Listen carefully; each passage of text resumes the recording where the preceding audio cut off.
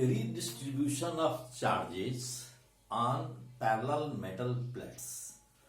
आज इस टॉपिक को पहले हम समझेंगे और फिर प्रॉब्लम करेंगे। देखिए, redistribution of charge on metallic plates, थोड़ा कुछ फंडामेंटल चीज मैं बताना चाहता हूं, इसको पहले समझ लें। सपोज कीजिए कि आपके पास एक मेटल प्लेट है। इस मेटल प्लेट पर चार्ज सपोज कीजिए कि Q है, तो इसका मतलब होगा कि प्रत्येक सरफेस पर, इसके दोनों सरफेस पर चार्ज का डिस्ट्रीब्यूशन बराबर बराबर होना चाहिए, यूनिफॉर्मली होना चाहिए। इसलिए यहां भी Q/2 चार्ज आ जाएगा और यहां भी Q/2 चार्ज आ जाएगा। ठीक है, दोनों पर Q/2 चार्ज आ जाएगा। इस प्लेट का नाम हम A रखते हैं। तो अगर चार्ज डेंसिटी इसका निकालना होगा प्रत्येक सरफेस का, तो चार्ज डेंसिटी सिग्मा क्या होगा? सिग्मा 1 मान लेते हैं इसका चार्ज डेंसिटी।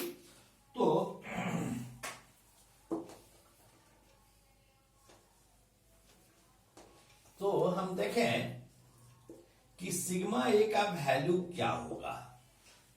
आप जानते हैं कि sigma charge per unit surface area होता है। सपोज कीजिए कि यह भी सरफेस एरिया ए है, यह भी सरफेस एरिया ए है, तो हम लिखेंगे Q/2 divided by A, that is Q/2A। This is the charge per unit surface area on each side.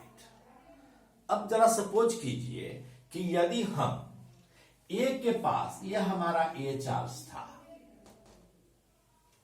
A plate था, और इस पर चार्ज का डिस्ट्रीब्यूशन Q/2 और Q/2 था। इस पर Q/2 चार्ज था, इस सरफेस पर भी Q/2 चार्ज था। अब यदि इसके पास एक दूसरा प्लेट B लाया जाए, तब क्या होगा? सपोज कीजिए कि एक प्लेट B हमने इसके पास लाया। पहले से B पर कोई चार्ज नहीं था, B न्यूट्रल था, लेकिन जब हम पास में लाए तो इस पर इसके कारण इंडक्शन हुआ, और मैंने बताया था कि सामने वाले फेस पर सिमिलर चार्ज, सेम मैग्नीट्यूड का चार्ज आ जाता है और उसका नेचर उल्टा होता है। जैसे यहां Q/2 आया तो इस सरफेस पर -Q/2 आ जाएगा,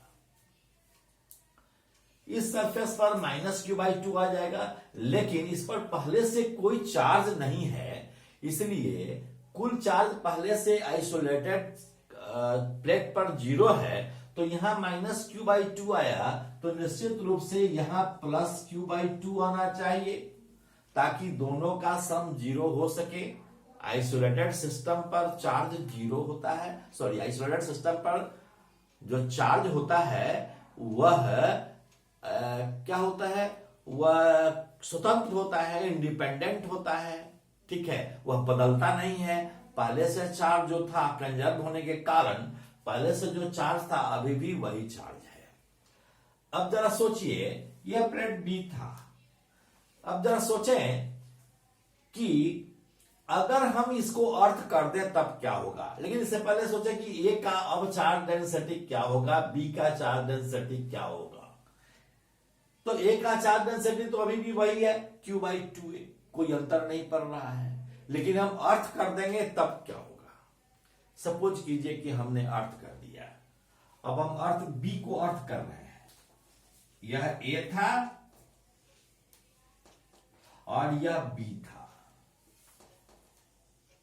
B को हमने अर्थ कर दिया। जैसे ही हमने B को अर्थ कर दिया, वैसे ही इसका पोटेंशियल 0 हो गया। पहले इस पर पोटेंशियल 0 नहीं था।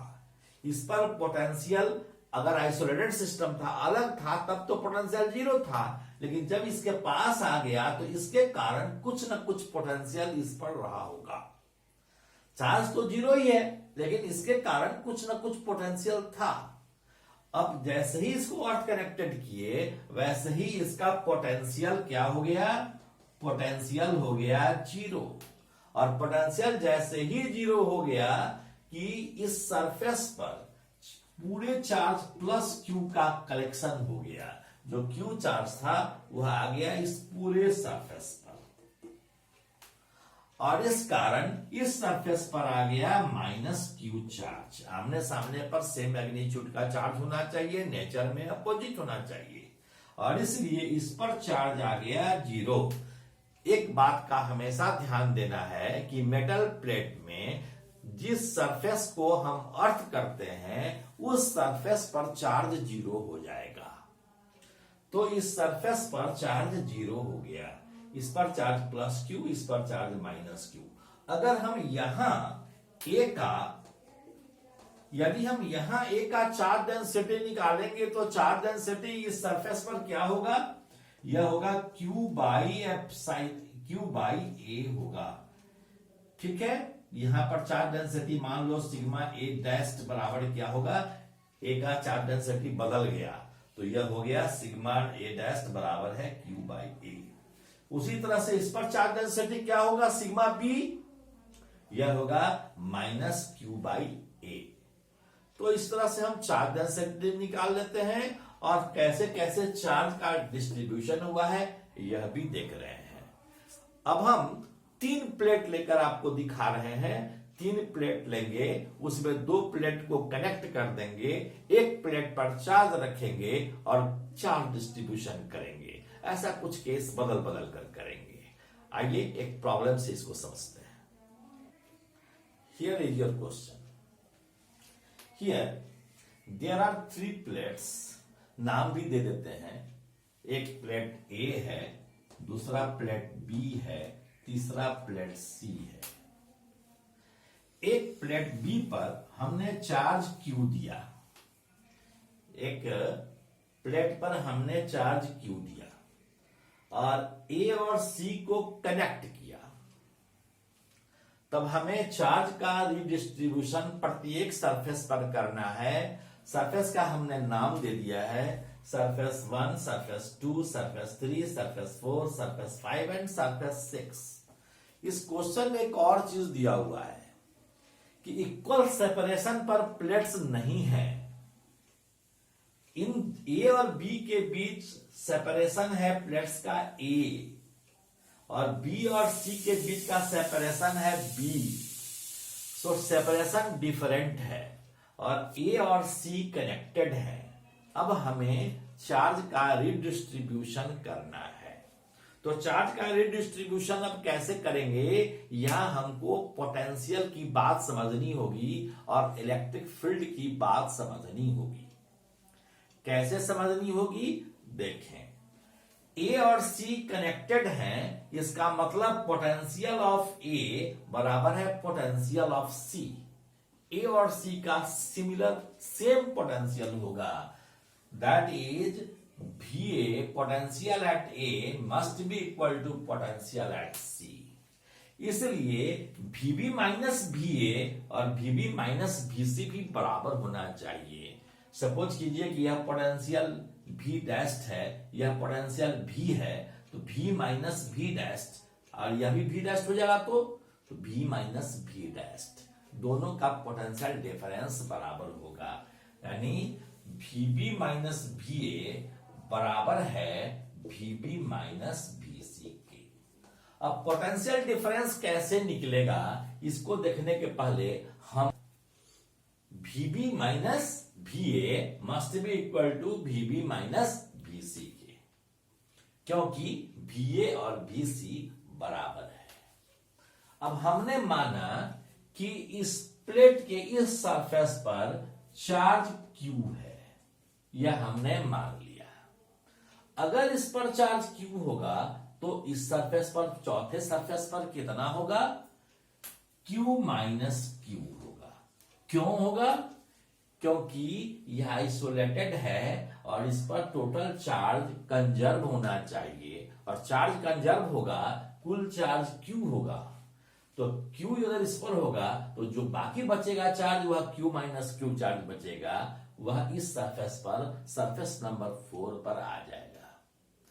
तो सरफेस नंबर 5 पर क्या चार्ज है, कितना चार्ज आएगा, इतने ही मैग्नीट्यूड के बराबर, लेकिन साइन में अपोजिट, नेचर में अपोजिट। तो यह क्या हो जाएगा, माइनस क्यू चार्ज आ जाएगा। अब इस पर चार्ज प्लस क्यू है, तो निश्चित रूप से इस पर चार्ज माइनस क्यू होना चाहिए, तो इस पर चार्ज माइनस क्यू होगा। अब हम देखें कि VB माइनस VA कितना के बराबर होगा, तो इलेक्ट्रिक फील्ड इंटू सेपरेशन, दोनों के बीच का सेपरेशन के बराबर होगा।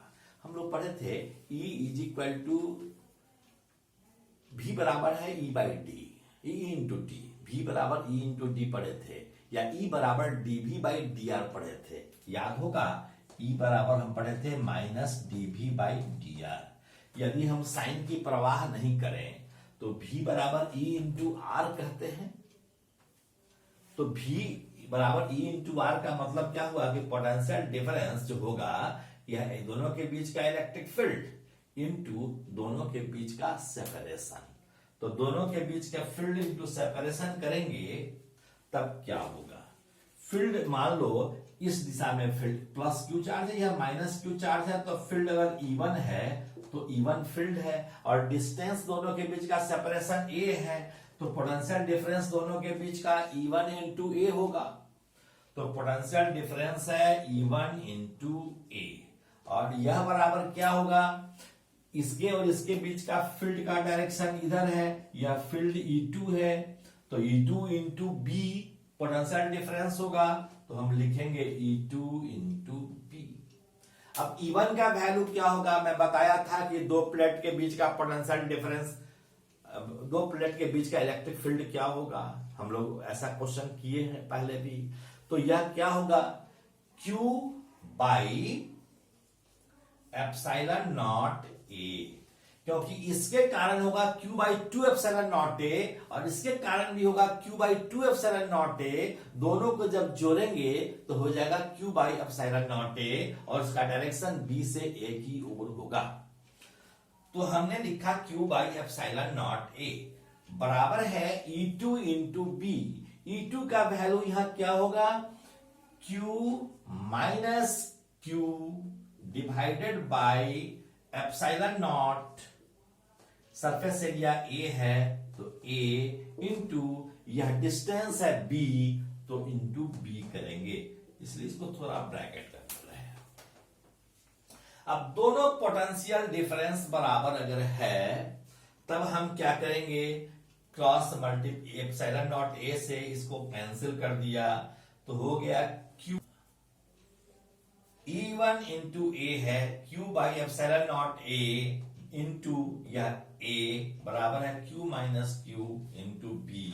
यह दोनों कैंसिल हो गया नीचे वाला, तो लिखिए QA बराबर है, इसको B से मल्टीप्लाई करें तो QB माइनस स्मॉल QB। अब जब हम यह कर दिए तब कैपिटल QB बराबर क्या होगा, यह हो जाएगा QA प्लस QB, तो Q कॉमन ले लें तो A प्लस B, इसलिए Q बराबर कितना होगा, स्मॉल q का वैल्यू हम निकाल लेते हैं, यह बराबर होगा QB by A plus B, QB by A plus B। यह चार्ज कौन सा हो गया, प्लेट सरफेस 3 पर का चार्ज है, यह सरफेस 3 का चार्ज है। तो सरफेस 4 का चार्ज कितना है, Q minus Q, and Q minus Q is equal to Q minus QB by A plus B। इसको जब जोड़ेंगे तो यह हो जाएगा QA by A plus B। अब जोड़ लेंगे QA plus QB minus QB cancel हो जाएगा, QA by A plus B। अब हम इस पर और इस पर चार्ज तो निकाल लिए, इसका मतलब यह भी चार्ज मालूम हो गया, क्योंकि इसी में माइनस लगा देंगे तो यह चार्ज मालूम हो गया। ठीक है, उसी तरह से Q माइनस Q का वैल्यू निकाल लिए हैं, तो इसी में निगेटिव लगा देंगे तो सरफेस 5 का भी चार्ज मालूम हो गया। लेकिन अभी भी हमको सरफेस 1 का और सरफेस 6 का चार्ज नहीं मालूम है। तो इस चार्ज को मालूम करने के लिए हम क्या करते हैं, दो चीज का प्रयोग करेंगे कि टोटल चार्ज कंजर्व होना चाहिए। इस पर का चार्ज, इस पर का चार्ज, इस पर का चार्ज, इस पर का चार्ज, यह चार्ज और यह चार्ज सब मिलाकर कैपिटल Q के बराबर होना चाहिए कि केवल चार्ज Q ही है, सम ऑफ ऑल द चार्जेस। दूसरा है क्या कि इलेक्ट्रिक फील्ड किसी भी कंडक्टर के अंदर जीरो होना चाहिए। यह दोनों कंडीशन लगाकर हम इस 1 सरफेस पर और 6 सरफेस पर का चार्ज निकाल लेंगे। अर्थात इस पर चार्ज मान लिया कि Q1 है और इस पर चार्ज हमने मान लिया कि Q6 है, तो Q1 और Q6 का वैल्यू हम निकाल लेते हैं। आगे देखें। अब देखें कि sum of all the charges Q के बराबर होना चाहिए। तो देखिए हम लिख रहे हैं Q1 minus Q plus Q plus Q minus Q minus Q minus Q plus Q6 बराबर है कैपिटल Q के। क्योंकि तो सभी सरफेसेस पर के चार्ज का सम Q के बराबर होना चाहिए। तो हमने इक्वेट किया minus Q plus Q plus Q minus Q minus Q plus Q6 बराबर है Q के।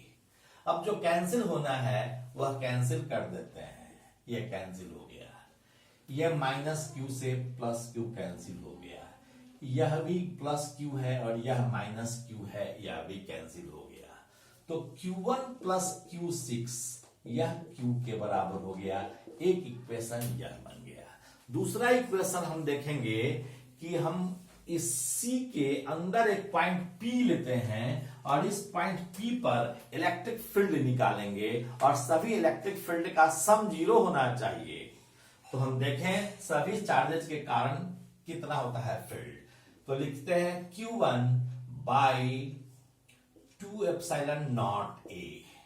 इस सरफेस के कारण दाहिनी ओर होगा, दाहिनी ओर जो होगा फील्ड उसको पॉजिटिव लिखेंगे, बाईं ओर जो होगा फील्ड उसको निगेटिव लिखेंगे। तो माइनस निगेटिव लिख रहा है इसलिए कि इसके कारण फील्ड इस डायरेक्शन में होगा, minus Q by 2 epsilon not A। इसके बाद plus Q minus Q by 2 epsilon not A। इसके बाद लिखेंगे minus Q minus Q by 2 epsilon not A। Minus इसके कारण Q6 के कारण भी बाईं ओर होगा, इसलिए यह भी माइनस में आ जाएगा, minus Q6 by 2 epsilon not A। और टोटल फील्ड 0 होना चाहिए। तो अब देखें यहां एक छूट गया था, यह प्लस Q के कारण, इसको हमने करेक्ट किया। इसके कारण फील्ड इस डायरेक्शन में, फिर इसके कारण फील्ड, फिर इसके कारण फील्ड, फिर इस सरफेस के कारण फील्ड, फिर इसके कारण फील्ड और फिर इसके कारण फील्ड। सब फील्ड का सम 0 हुआ। अब हम 2 एप्सिलॉन नॉट A चला जाएगा राइट में तो 0 हो जाएगा। तो हम इसको जोड़ लेते हैं। यह क्या हो गया, Q1 minus Q plus Q plus Q minus Q minus Q plus Q minus Q6 बराबर 0। अब जरा देखें कौन कौन कैंसिल होने वाला है। माइनस Q से प्लस Q कैंसिल हो गया, इस प्लस Q से यह माइनस Q कैंसिल हो गया, यह माइनस Q से यह प्लस Q कैंसिल हो गया, बचा Q1 minus Q6 is equal to 0। Q1 minus Q6 is equal to 0। So Q1 बराबर होगा Q6 के, और Q1 बराबर Q6 के होगा तो इसको हम 1 में डालेंगे, putting this in 1 Q1 plus Q1 बराबर Q, इसलिए 2Q1 बराबर Q, इसलिए Q1 बराबर हो जाएगा Q बाई 2। तो इस पर चार्ज कितना हो गया, Q बाई 2। चूंकि Q1 और Q6 बराबर है इसलिए इस पर भी चार्ज हो गया Q/2। अब हम सब पर चार्ज लिख लेते हैं। सरफेस 1 पर कितना चार्ज होगा, सरफेस 2 पर कितना चार्ज होगा, 3 पर कितना चार्ज होगा, 4 पर कितना चार्ज होगा, इसको हम लिख लेंगे या सजा लेंगे अलग से। ठीक है, तो इसको हम अलग से फिगर में सजा लेते हैं, QA/A + B अलग से सजा लेते हैं, चाहे लिख देते हैं सीधे। सरफेस 1 पर चार्ज होगा Q/2, सरफेस 2 पर चार्ज होगा -Q/2, या Q/2 हो गया, और Q + B। इस पर है 3 पर QB/A + B। 4 पर चार्ज है -QA/A + B, और 6 पर चार्ज है Q/2। इस तरह से सभी सरफेसेस पर चार्ज निकल गया। Okay, thank you, all the best.